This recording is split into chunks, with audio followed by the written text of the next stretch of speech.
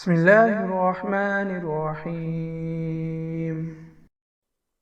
سحری کا وقت کب ختم ہوتا ہے؟ جب صبح صادق ہو جائے تو سحری کا وقت ختم۔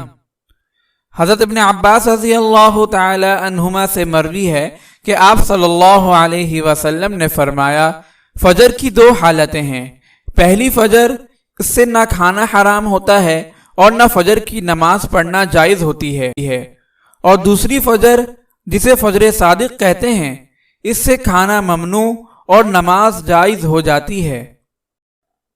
حضرت سمورہ بن جندب رضی اللہ تعالی عنہ فرماتے ہیں کہ آپ صلی اللہ علیہ وسلم نے فرمایا، تم کو حضرت بلال رضی اللہ تعالی عنہ کی اذان سحری سے نہ روکے اور نہ صبح کی وہ روشنی جو آسمان میں لمبائی کی جانب نمودار ہوتی ہے، بلکہ وہ روشنی جو آسمان میں چوڑائی کی جانب نمودار ہوتی ہے، تو سحری سے رک جاؤ۔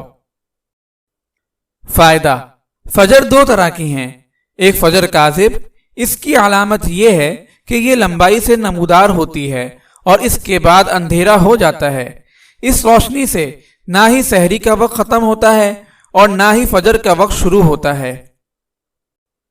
دوسری فجر صادق، اس کی علامت یہ ہے کہ یہ چوڑائی سے نمودار ہوتی ہے اور اس کے بعد روشنی پھیلنا شروع ہو جاتی ہے۔ فجر صادق سے سحری کا وقت ختم ہو جاتا ہے اور روزے کی ابتدا ہو جاتی ہے اور نماز فجر کا وقت بھی شروع ہو جاتا ہے۔